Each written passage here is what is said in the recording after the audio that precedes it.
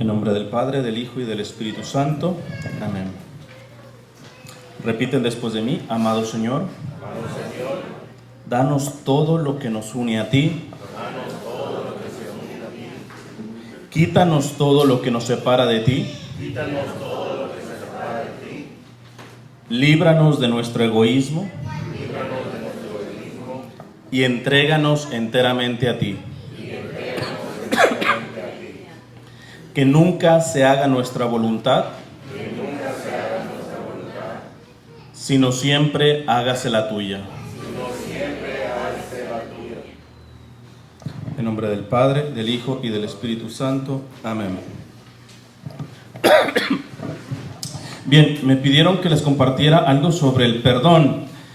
Yo ya tengo en mi website, que al final les doy toda la información, una charla que creo que le llamé Aprendiendo a Perdonar, en donde profundizo muy esquemática y organizadamente sobre el perdón. Yo ahora quisiera tomar el aspecto del perdón desde otra perspectiva que nos pueda ayudar, sobre todo porque evidentemente el perdón, y más en cuestiones de matrimonio, es más, yo suelo decir a los que están rumbo al matrimonio, que quien no sabe perdonar no sirve para casarse, tan sencillo como eso. Una persona que no es capaz de perdonar, simplemente no se debe de casar. Porque si algo va a hacer en el matrimonio, es practicar bastante el perdón. Más aún, ahora yo escucho, por ejemplo, yo trabajo más con jóvenes, algunos ya ni creen en el matrimonio, pero los que creen en el matrimonio llegan a decir que lo único que no perdonarían es una infidelidad. Eso sí, hermano, una infidelidad es lo que no perdonaría. Desde el punto de vista católico, está equivocado. El que va al matrimonio tiene que estar preparado a perdonarlo absolutamente todo. Y a veces, bueno, no sé si me puedo declarar malo, o que meto un poquito la puya, la espinita. Pero yo a veces, por ejemplo, unos que se van a casar, evidentemente esto lo hago principalmente con los varones, porque nosotros los varones delante de Dios tenemos más responsabilidad en el matrimonio. Les digo así nada más rapidito, esto no es el tema, pero por alguien que diga, ¿por qué nosotros tenemos más responsabilidad que la mujer en el matrimonio delante de Dios? Sencillo, nos vamos a las cartas paulinas y vemos que San Pablo a las mujeres les dice: mujeres, sean sumisas a sus maridos. Evidentemente ahí brincan todas las feministas diciendo, no, eso es machismo. Y pues, tranquilo, todavía no termina el texto. Les dice: mujeres, sean sumisas a sus maridos. Pero después viene, y el garrotazo nos lo llevamos nosotros: maridos, amen a sus esposas como Cristo amó la iglesia y dio su vida por ella. Es decir, ¿hasta qué grado tiene que el varón amar a su esposa? Hasta, si es necesario, crucificarse por su esposa. Acto seguido yo les pregunto a esas que levantaron, ¿cómo que nosotras tenemos que ser sumisas? A ver, dime si no es un privilegio que tú, como mujer, seas sumisa a un esposo que está dispuesto a crucificarse por ti. Ah, mira que ya cambió la cosa, ¿no? Ya es un privilegio. Tú no te sientes menos, porque al fin y al cabo la friega la vamos a tener nosotros. Porque fíjate que eso no se lo dice a las mujeres, a nosotros nos la pone de ese nivel. Entonces, por esa razón, este experimento que me ha tocado hacerlo más de una vez con parejas que van rumbo al matrimonio, yo les digo al varón: a ver, imagínate que ya estás casado y de pronto tu mujer cae en pecado. Y el problema es que pecar no es lo más grave. Lo más grave es justificar el pecado. Y tu mujer no solamente peca, sino empieza a justificar el pecado. Y el problema es que un pecado te lleva a otro, y a otro, y a otro, y te vas de bajada. Y la bajada que hace tu esposa es serte infiel. Y se va con otro. Y no solamente se va con otro, queda embarazada de otro. Ya están casados, Y la pregunta yo le digo a los varones: ¿tú serías capaz de perdonar a tu mujer, más aún hacer todo lo posible para rescatarla, del hoyo en que está metida, con infidelidad, con otro hombre, ya embarazada y abrazar ese hijo como tuyo, ¿serías capaz de hacer eso? Déjenme decirles que hasta el momento el 100% de las personas, gracias, el 100% de los varones ha dicho no. Y el 100% de las veces yo les digo, no estás listo para casarte. Tan sencillo como eso. Si tú no eres capaz de perdonar a tu mujer que se va con otro y abrazar al hijo de otro como tuyo, pero es que eso es de locos. ¿Cómo eres? Dime una sola razón por la cual Dios mismo tendría que verse encarnado, que es lo que vamos a vivir en la Navidad. Es decir, sin dejar de ser Dios, entrar en el tiempo y en el espacio, ser en todo igualito en nosotros como seres humanos, menos en el pecado. Pasar una pasión en la cruz. Y todo eso para perdonarnos. Dime una sola razón para que Dios tendría que haber hecho eso para perdonarnos. No le existe. Es pura misericordia de Dios. Pero nosotros que sí somos defectuosos, sí nos ponemos con nuestros moños, ¿va? Nos comenzamos a sentir ahora sí que la divina garza envuelta en huevo y a mí no me toquen y etcétera. Esto sí no lo podría perdonar. Espérate, con razón la Sagrada Escritura dice: habrá misericordia para quien practicó la misericordia. Así que si tú no eres capaz de perdonar eso y peores cosas, nomás te digo que el día que te petatees, esa te la van a aplicar a ti. Tan sencillo como eso. Así que si tú dices, bueno, ya que están casados, ¿va? Pero sus hijos, si traen esa retórica de, no, yo sí me caso, pero una infidelidad no la perdonaría. Pues compadre, listo, no la perdones. Al fin y al cabo, cuando te mueras, te la van a aplicar a ti. Y no me vas a decir que eres muy fiel a Dios. Porque déjenme decirles que toda infidelidad siempre es una infidelidad primero a Dios. Porque cuando tú eres capaz de serle infiel al que siempre es fiel, al que es perfecto, al que nunca te ha fallado, te van a sobrar pretextos para serle infiel a un defectuoso. O sea, si nosotros le somos infieles al fiel perfecto, ¿cómo no nos van a sobrar pretextos para poder ser infiel a defectuosos? Por eso la infidelidad siempre parte de una infidelidad a Dios. Siempre. Entonces, todo esto se los pongo para reflexionar en el aspecto del perdón. Por algo Jesús dice que hay que perdonar 70 veces 7. De hecho, cuando le preguntan y parecería como que fuera generoso. Señor, ¿cuántas veces tenemos que perdonar? 7 veces. 7 veces significa perfección. El número 7 en la Biblia significa perfección. Es decir, cuando le preguntan, es decir, tenemos que perdonar así como perfectamente, completamente. Y Jesús se va más allá. No, 7 veces no. 70 veces 7, es decir, siempre. No hay nada, absolutamente nada, que tú no tengas que perdonar. Nada. Es más, te voy a poner ejemplos quizá un poquito más duros y fuertes. Alguien que te mate a tu mamá, ¿lo tienes que perdonar? Lo tienes que perdonar. Alguien que te viole a tu hija, ¿lo tienes que perdonar? Lo tienes que perdonar. Y si no lo perdonas, no recibirás perdón tú el día que te mueras. Pero esto es de locos, etcétera. Pues por eso tenemos que ver que sin una relación profunda para con Dios, el perdón simplemente no se entiende. Además que hay que diferenciar entre perdonar y reconciliarse, lo voy a mencionar ya al final. Perdonar siempre, reconciliarse depende de la otra persona también, no solamente depende de ti. El perdón solamente depende de ti. Si el otro se arrepiente o no se arrepiente, etcétera, nos sale sobrando. El perdón depende de decir, ¿sabes qué? Yo te perdono. Ahora, reconciliarse, ahí sí tenemos que ver cómo está la otra parte.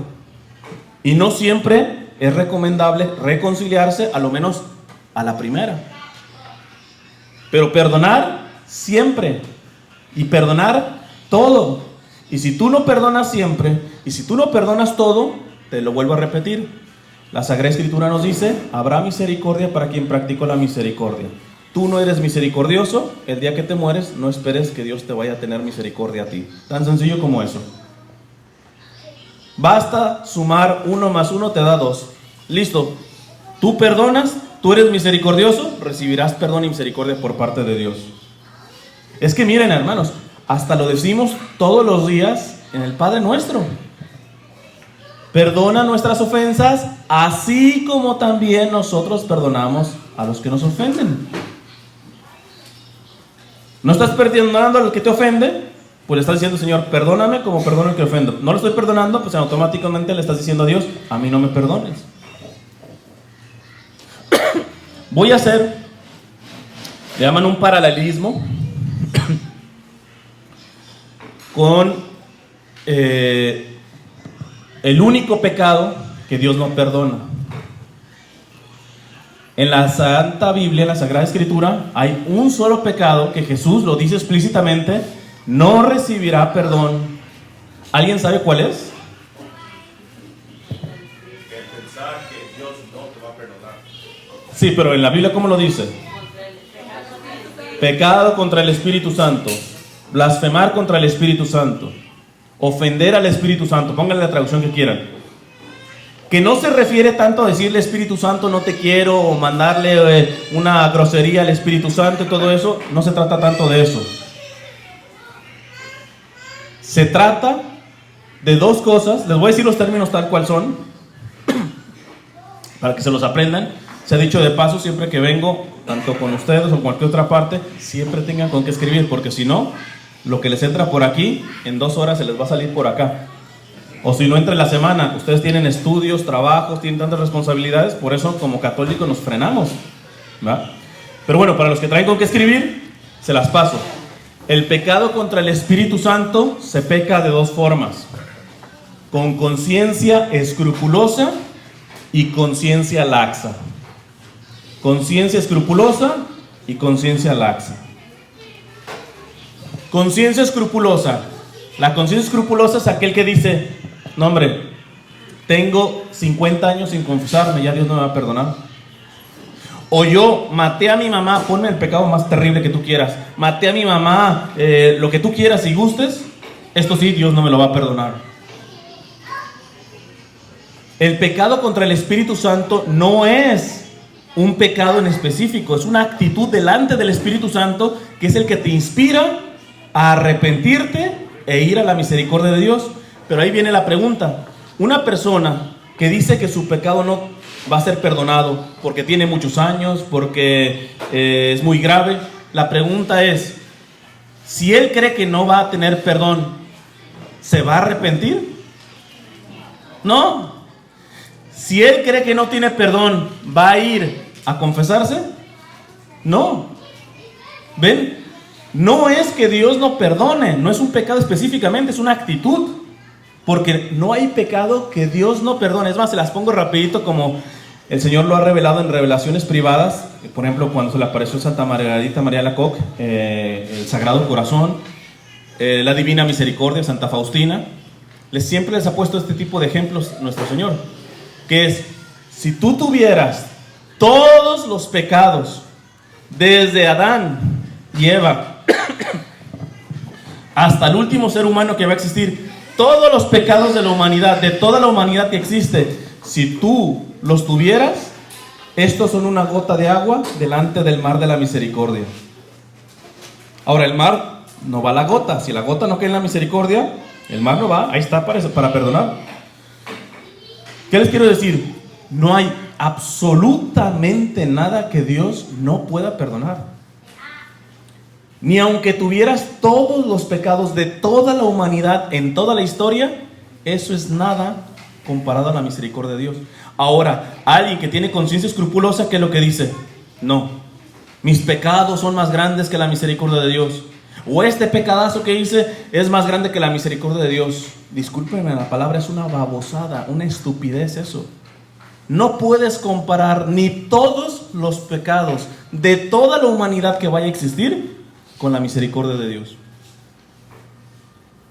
Por eso la persona que tiene conciencia escrupulosa, que dice, no, este pecado Dios no me lo va a perdonar, o son tantos pecados, etcétera, ¿por qué no va a ser perdonado? Porque Dios no puede perdonarlo. Dios le puede perdonar todo, porque no cree en la misericordia de Dios. Cree que sus pecados son más grandes que la misericordia de Dios. Y si tú crees que la misericordia de Dios es más pequeñita que tus pecados, en automático tú ya no te arrepientes, tú no vas a ir a pedirle perdón a Dios y a los que has ofendido. ¿Por qué? Porque ya estás desesperado, desahuciado. Yo ya no tengo perdón y listo. Y te pones en un gran peligro, porque si te mueres ahí, te puedes ir al infierno.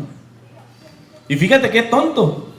No te vas a ir por tus pecados, sino por resistirte a la misericordia de Dios, por resistirte a el Espíritu Santo, que es el que nos inspira a reconocer nuestros pecados, a arrepentirnos e ir a la misericordia de Dios. Entonces, esa es la conciencia escrupulosa. Pero también se peca contra el Espíritu Santo con conciencia laxa. Ya la palabra les puede ayudar. Si yo me tomo un laxante, ya saben lo que me pasa, ¿va? Me la voy a pasar en el baño. Laxa es una persona que dice, bueno, Dios es misericordioso, pues vamos pecando, vamos dándole vuelo a la hilacha, al fin y al cabo Él nos perdona. O al fin y al cabo, cuando me vaya a morir, pues me arrepiento y le pido perdón. ¿Esa persona está aceptando la misericordia de Dios? No, está abusando de la misericordia de Dios. Además es peligroso, porque todos esos que dicen, no, ya cuando me vaya a morir, yo me arrepiento y le pido perdón a Dios. Y Dios me perdona. ¿Eso es cierto? Sí. Por eso ni siquiera el Papa puede decir quién está en el infierno. Los hermanos protestantes, algunas sectas y todo eso, a veces les encanta. No, que el Papa Juan Pablo, la otra vez que escuché, el Papa, yo tuve una visión y el Papa Juan Pablo II está en el infierno, etcétera. Ellos sí se la creen, ¿no? Pero ni siquiera en la Iglesia Católica el Papa puede decir quién está en el cielo. Eso es una canonización. Pero no puede decir quién está en el infierno. Hitler, con todo lo que hizo, terrible, ni Hitler podría yo decir que está en el infierno. ¿Por qué? Porque si en el último instante de su vida se arrepintió, seguramente está hasta el fondo del purgatorio, purificándose. Pero ya no está condenado. El purgatorio ya es salvación. Mínimo no se condenó. No sabemos qué persona aquí podrá ser la peor, pero en el último instante de su vida, si se arrepintió, Dios le perdona. Ahora, yo lo que les digo es, para los de conciencia laxa, no se acostumbren a pensar así. ¿Por qué? Se las pongo sencillitas. Quien se acostumbra a tomar Coca-Cola toda su vida, el último día va a pedir un vaso de agua. Puede, pero yo no sé si tú te quieres arriesgar, pues. Entonces el de conciencia laxa dice, no, yo creo en la misericordia de Dios, así que yo le doy vuela a la hilacha, al fin y al cabo yo sé que al final yo me puedo arrepentir. Cuidado, porque de tanto que has pecado y justificado tu pecado, que es lo peor, le repito, lo peor no es pecar, lo peor es justificar tu pecado, decir, no, este no es pecado, estas son mentiritas piadosas. Inclusive hay algunos que ya lo malo le dicen bueno, y a lo bueno malo. Ese está metiéndose en un terreno muy peligroso, porque está matando su conciencia. Y si esa persona llega a agonizar y así se le aparezca el mismo Dios y le diga, estás a segundos de morir, si te arrepientes, yo te perdono. Se los aseguro que hay personas que ni así se van a arrepentir. ¿Por qué? Porque ya mataron su conciencia. Para ellos, ¿pero de qué me arrepiento?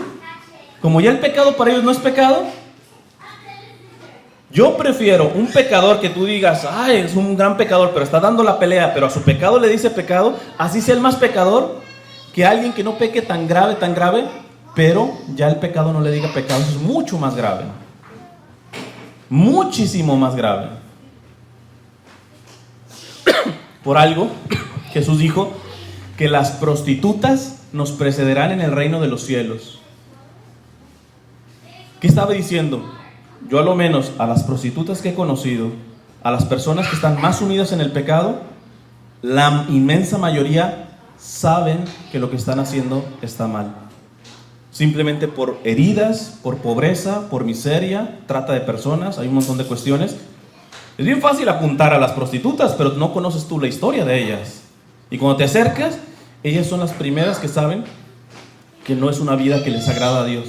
¿Y sabes qué? Eso las va a salvar, porque a su pecado le siguen diciendo pecado. En cambio, podemos tener a alguien aquí en la iglesia que se sienta tan bueno, casi la cuarta persona de la Santísima Trinidad, ¿verdad? Ayer, no voy a decir nombres porque no, pero ayer yo fui a un evento y a un predicador le escuché, de que él no peca mortalmente. Digo, Dios mío. Y le creo que es una persona, es un excelente predicador, etcétera. Pero para tener la soberbia de decir que prácticamente no, él se confiesa una vez al mes por si acaso da un patinazo ahí, pero no, o sea, él es perfecto, casi puro, casi la imagen que está vendiendo él. Es sumamente más peligroso que una prostituta. Cuidado, porque los ministerios se nos adormece la conciencia de otra manera. Como ya no hacemos los pecadazos del pasado, ya ni siquiera identificamos los pecados del presente. Y creemos que nosotros estamos siendo más santos.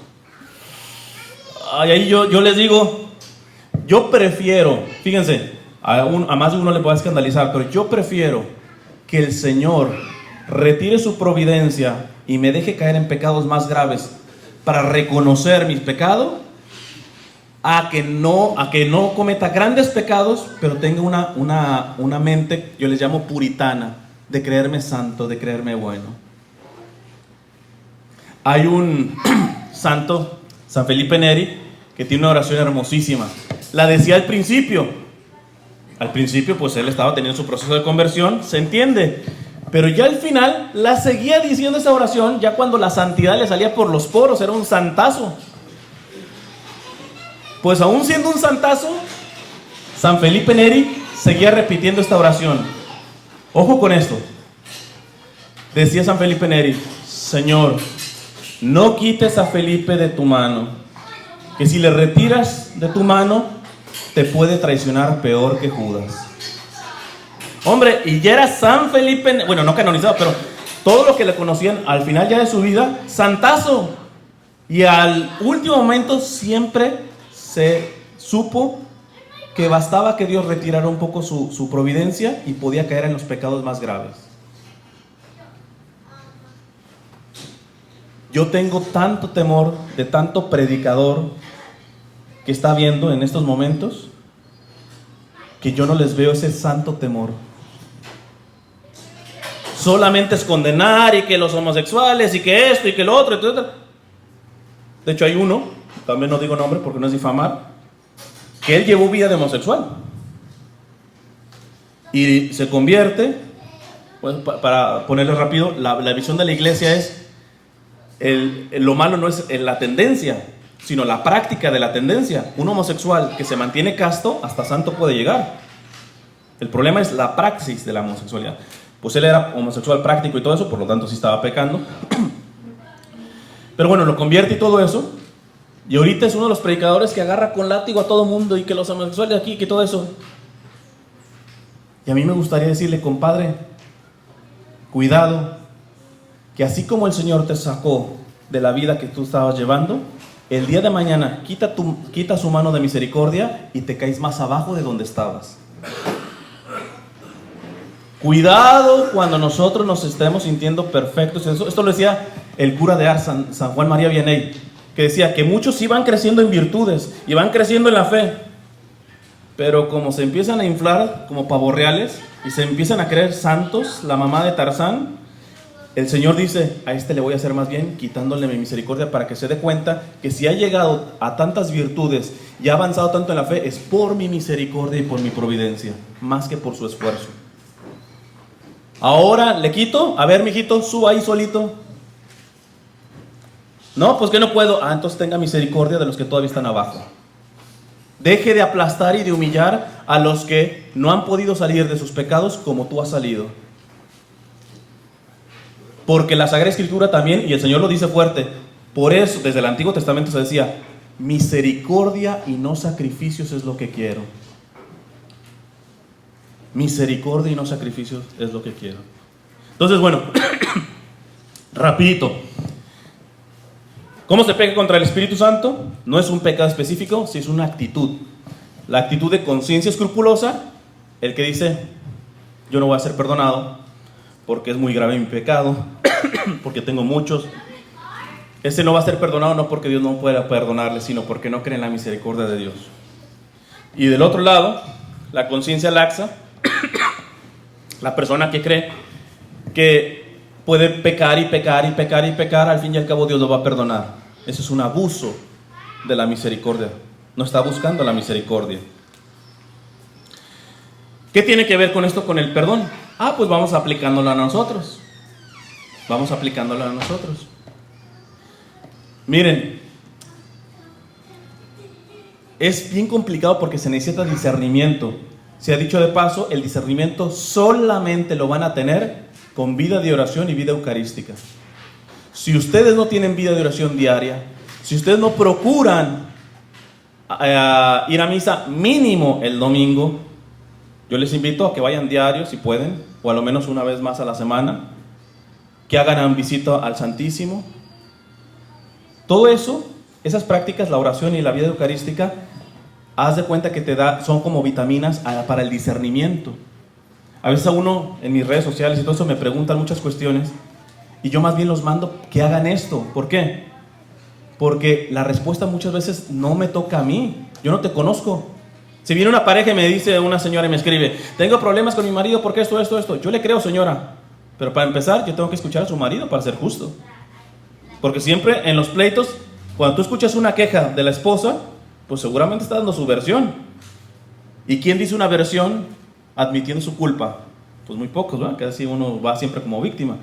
Pero bueno, déjame escuchar la otra parte. Y si no la escucho, ¿te puedo dar un buen consejo?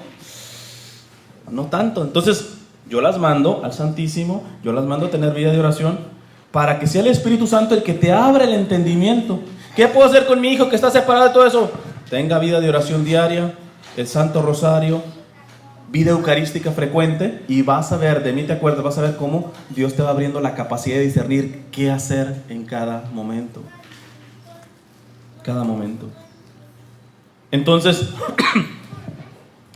el discernimiento es muy importante para poder analizar las situaciones que hay que perdonar. Voy a poner un ejemplo ya específico para hacer el paralelismo. Una infidelidad. Bueno, vamos a poner el típico. Un esposo borracho que evidentemente cuando se emborracha te pega una madrina, pum, pum, pum, pum, pum. Y tú lo tienes que perdonar aunque te dejó toda molida. ¿Sí o no? Sí. Porque dijimos, todo, absolutamente todo, se tiene que perdonar. Ahora, como siempre, le pasa la borrachera, la cruda, etcétera, le viene la culpa, y ahí viene, tú lo sacas evidentemente, pero ahí viene con su ramo de flores a pedirte perdón. Y tú nuevamente te digo, ¿lo tienes que perdonar? ¿Sí o no? Sí. Ahora, ¿se tienen que reconciliar? Es decir, pásale mi hijo a la casa. Ahí depende de tener un discernimiento. Porque quizá fue una resbalada de un día, pero quizá es un problema de alcoholismo que para que haya reconciliación le tienes que decir, mijito, yo ya te estoy perdonando, pero para que nos reconciliemos, es decir, para que vuelvas a casa, yo tengo que ver signos visibles de que estás tratando tu alcoholismo, porque si no, se vuelven lo que se llaman los círculos viciosos. Y entonces después te vuelve a pegar, y luego, pues evidentemente tú lo perdonas, y lo viene por las flores, pásale mijito, vuelve a pegar. Por eso hay que diferenciar entre el perdón y la reconciliación. La reconciliación necesitas ver los factores de la otra parte. Para perdonar solamente tú. Y te haya hecho lo que te haya hecho, tienes que perdonar. Si no perdonas, ya te la sabes, no serás perdonado por Dios. Pero para la reconciliación hay que ver los factores ahí. Entonces, mezclemos esto, lo del pecado contra el Espíritu Santo, con esto. es bien importante que en el seno de la familia, primero del matrimonio y después evidentemente de la familia, se entienda que no hay nada, absolutamente nada, que no pueda ser perdonado. Tú tienes que tener, me parece que eso es un matrimonio sano, en ese sentido. Cuando tú sabes que tu esposo es una persona que te perdonaría absolutamente todo, vamos bien. Si tú tienes una esposa que tú sabes que ella te perdonaría absolutamente todo, vamos bien. Esto no significa que te va a aplaudir el pecado. Esto no significa que vaya a tener que ver cierta reconciliación y vaya a ser un proceso difícil. Pero el saber que la mujer, que el hombre que estás viviendo pues tu vida con él para toda la vida, no hay absolutamente nada que no te vaya a poder perdonar. Dime si o no, ya para empezar, descansa el alma. Porque muchas veces uno comete errores ni siquiera por malo, sino por cierto estrés. Es como, supongamos que, bueno, está aquí el cable. Y les digo, vamos a hacer un ejercicio, una dinámica, caminar solamente sobre el cable. No se salgan del cable para ningún lado.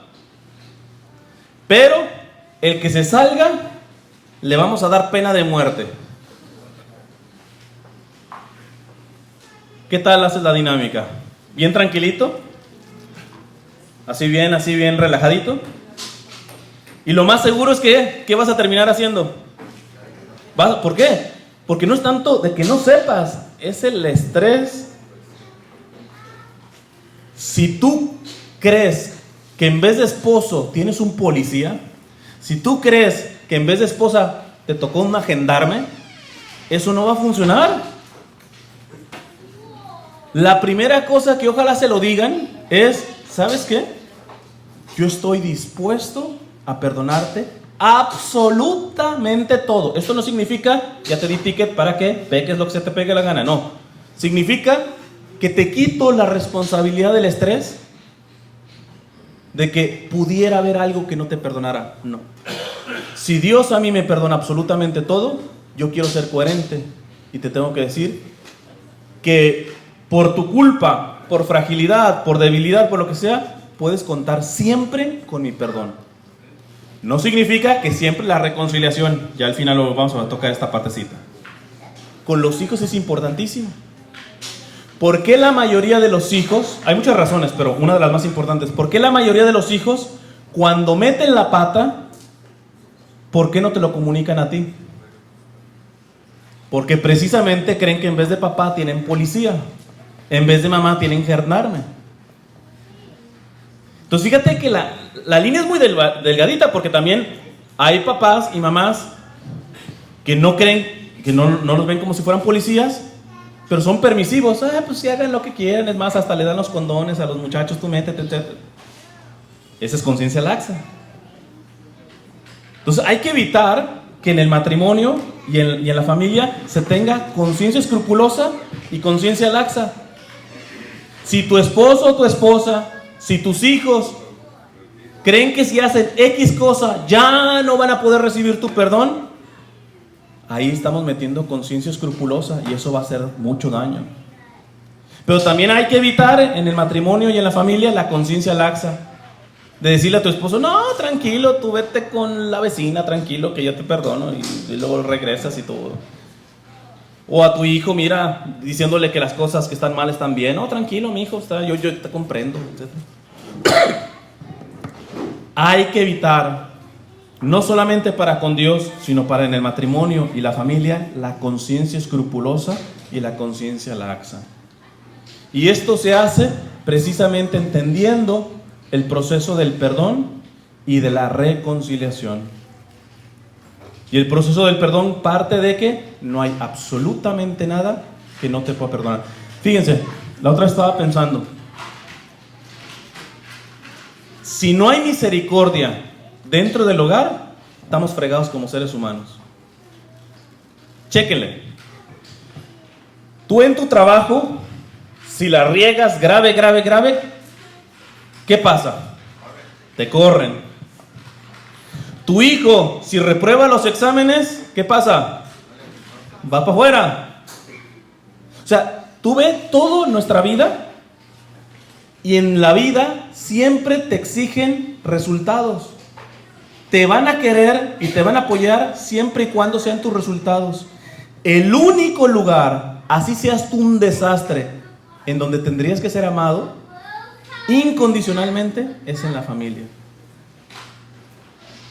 Si en la familia te ponen requisitos para perdonarte, te ponen requisitos para amarte, estamos fregados. Ya no, dime en qué lugar va a haber un lugar en donde te tengan verdadera misericordia. Estaremos fregados, porque para donde vayas te quieren tanto cuanto tú des resultados.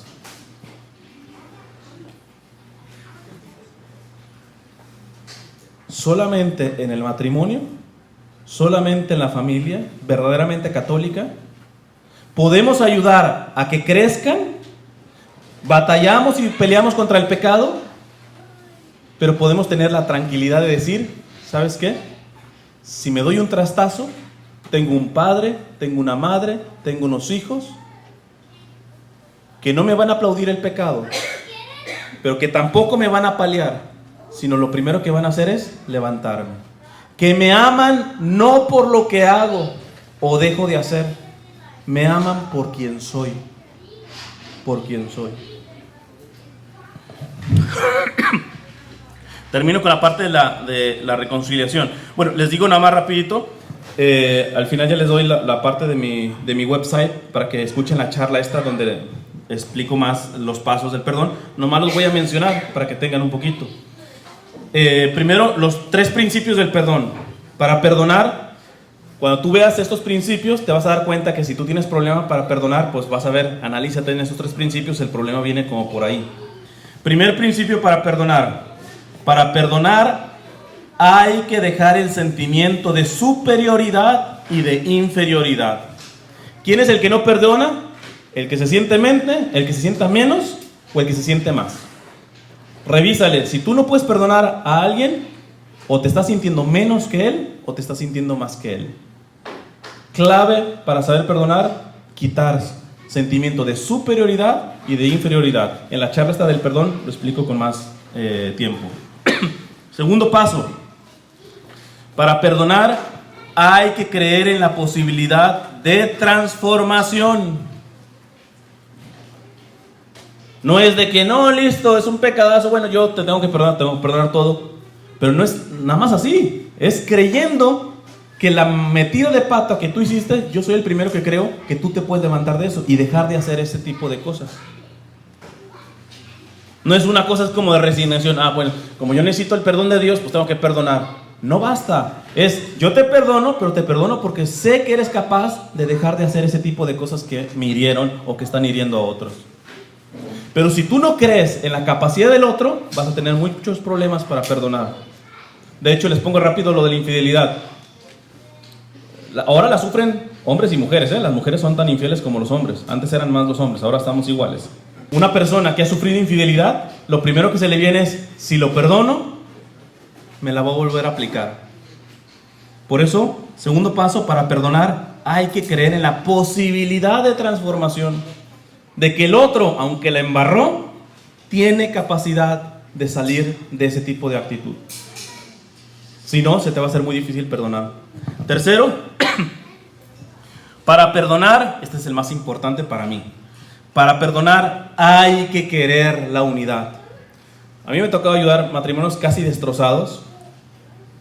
Y la primera pregunta que yo les hago es, ¿quieren restablecer su unidad?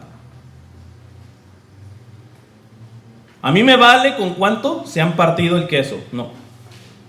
Aquí la cuestión es, deja de que si puedes, si no puedes, si va a tardar poquito, si va a tardar mucho. La pregunta de los 500,000 es, ¿quieres ser uno con tu esposa nuevamente? ¿Quieres tener unidad? No. Listo, no te puedo ayudar. Sí, pero va a ser imposible, deja lo demás. La primera cuestión para perdonar es, quiero restablecer la unidad con la persona que se rompió esa unidad. Si tú no quieres ser uno con esa persona, no hay nada que hacer. Ojo, ni Dios podría hacer algo en esa situación. En cambio, he visto matrimonios súper destrozados, algunos que ya hasta se divorciaron y años después se vuelven a casar. Cuando entendieron, ¿sabes qué? Yo quiero restablecer esta unidad. Sé que por mis fuerzas no voy a poder, pero la pregunta es, ¿quieres ser uno con la persona que rompiste relación? Sí, listo. Lo demás, de a poco se va trabajando, se ve cada caso, pero si no quieres, es imposible perdonar. Perdonar y unidad tiene que ver mucho, ¿eh? Y rápido, para la reconciliación hay que entender las etapas del perdón, nomás se las menciono. Rechazo de la venganza. Va a ser muy complicado que haya un proceso de reconciliación si lo primero que tú quieres es vengarte. 2, el deseo de liberación del opresor. Es decir, quítale ya la carga. Es más, hago rapidito un paréntesis, porque esto lo recomiendo mucho cuando hay un difunto o cuando está una persona ya muy grave en un hospital. Supongamos tu papá. Yo les digo, aun cuando ya supongamos que no los escucha, que está en coma, lo que tú quieras y gustes, díganle y hagan una oración a Dios. Señor, todos los pecados que esta persona me cometió a mí, no se los tengas en cuenta. Lo perdono. Le quito la responsabilidad de que pague sobre esto. Y eso ayuda a que las personas difuntas vayan un poquito más ligerito de mochila, ¿eh? Es un acto de misericordia que tenemos que hacer con las personas que han muerto.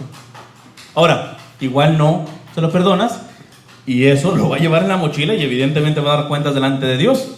Pero precisamente como no le aligeraste la mochila, pues el día que te mueras ya verás cómo la llevas tú, ¿no? Pero nuevamente, el deseo de liberar al opresor, de quitarle ese peso. 3, el deseo de comprender al opresor. La inmensa mayoría, son muy pocas las excepciones, la inmensa mayoría peca o hace daño por heridas que a veces él ni siquiera ha identificado. Y cuando tú comprendes, cuando tú vas al fondo, sin que le aplaudes, lo que está mal, pero cuando tú vas al fondo, ya entiendo. Es como yo les digo a los jóvenes, o sea, sobre todo los hispanos, porque los anglos tienen todavía una educación cultural un poco diferente y tratan a sus hijos como sweet pea, sweetheart y todo bien cariñoso. Y a nosotros como latinos, hijo de tu tal por cual, ponte a barrer y que todo eso. Yo le digo a los muchachos, ciertamente no es el mejor vocabulario de tus papás, pero la pregunta de los 500,000 es, te invito a ver si tu papá fue educado de la misma manera. Porque posiblemente lo único que está haciendo es repitiendo como fue educado. Y él no es porque no te quiera, no le salen palabras de cariño. Es parte de lo que viene atrás.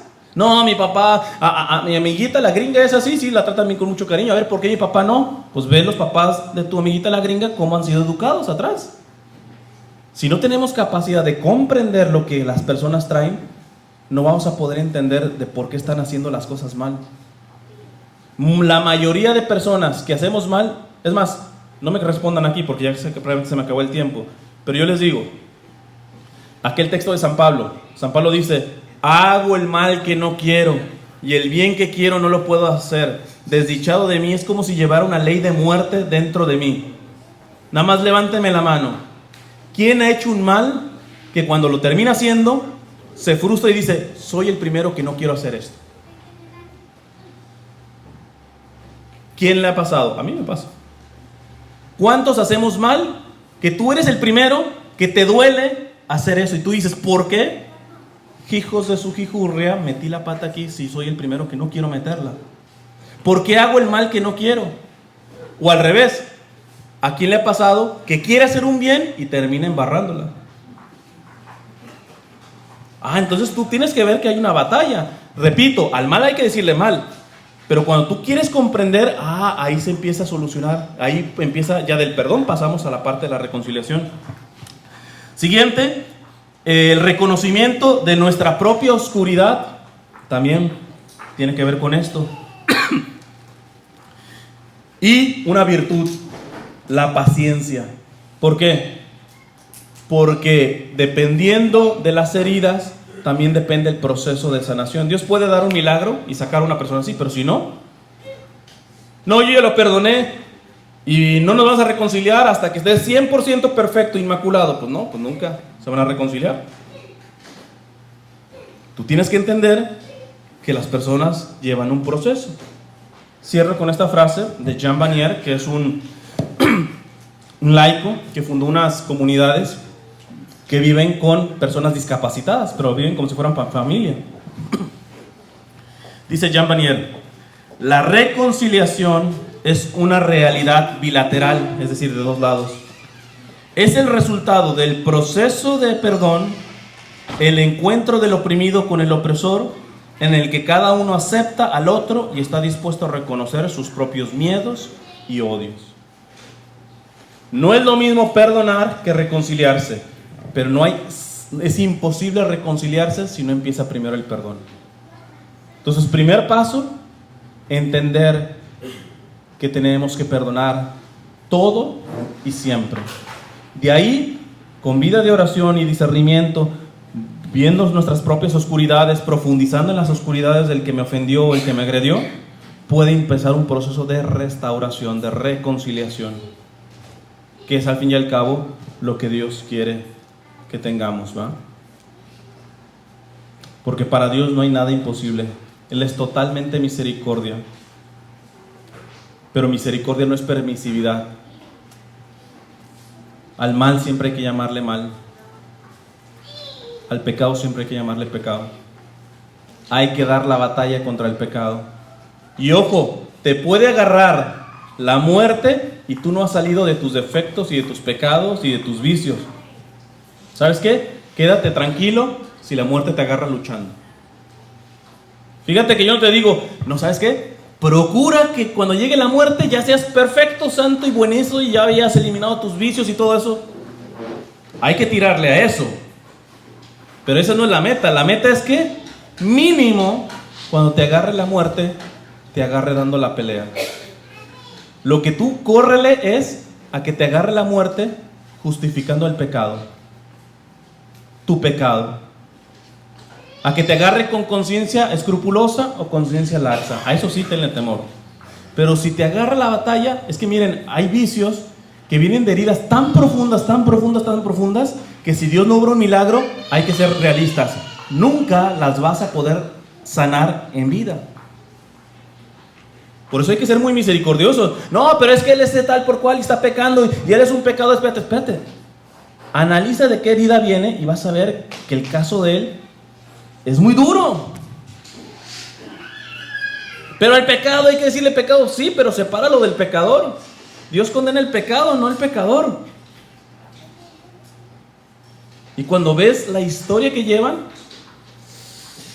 es que hermanos, ayer mismo tuve la gracia de, yo había tenido comunicación con ella por internet, pero tuve la gracia de que vino para acá, para Los Ángeles, una niña, Rana se llama.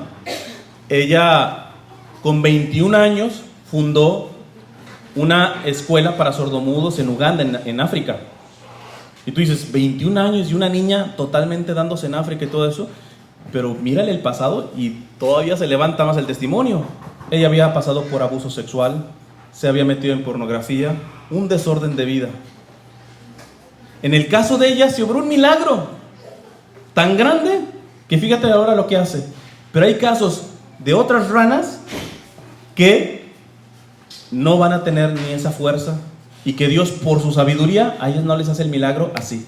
Dios va a querer hacer el milagro en proceso o ni siquiera se lo va a hacer en vida, solamente les va a estar pidiendo de la batalla hasta el último día de su vida.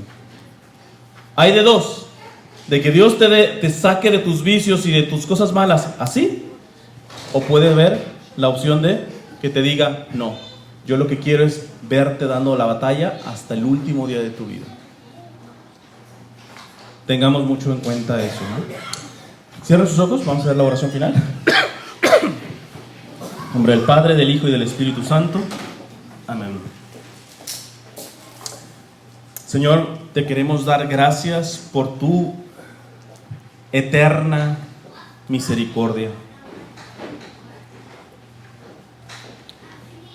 Que mientras nosotros reconozcamos nuestro pecado, mientras estemos luchando contra el pecado, sabemos que no hay absolutamente nada que tú no puedas perdonarnos. Las veces que sea necesaria.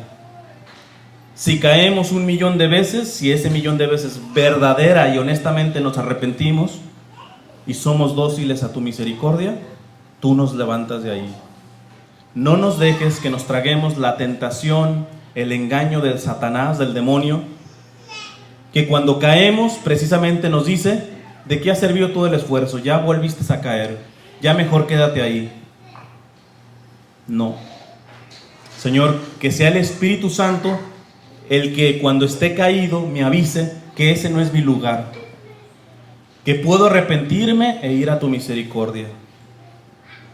Pero también, Señor, te queremos pedir para que esa misma actitud misericordiosa que tienes con nosotros la tengamos con el prójimo. Danos la gracia de ayudar a condenar el pecado del prójimo, pero no al prójimo. Porque posiblemente ellos no han recibido tanto como yo he recibido yo. Quizá ellos están cayendo en pecados que yo no caigo, pero no porque sean peores que yo, sino simplemente porque en tus designios misteriosos quizá ellos no han sido asistidos como tú me has asistido a mí. Danos un corazón misericordioso que condene el pecado, pero que rescate, tenga misericordia, compasión del pecador. Y finalmente, queremos ser valientes. Si no soy misericordioso, Señor, si me creo más santo y más bueno que los demás, y empiezo a dormir mi conciencia por eso, Señor, te pido que retires tu providencia y me dejes caer en pecados del pasado o peores del pasado para que aprenda humildad. No permitas que adormezca mi conciencia. No permitas que me sienta más bueno y más santo que los demás. Que busque ser bueno, que busque ser santo, pero siempre con la humildad de saber decirte como San Felipe Neri: Señor, no me retires de tu mano, que si me retiras de tu mano, yo puedo traicionarte peor que Judas. O quizá nosotros podemos ir hasta peor. Señor, no nos retires de tu mano, que si nos retiras, no solamente te podemos traicionar como Judas, sino como el propio Satanás.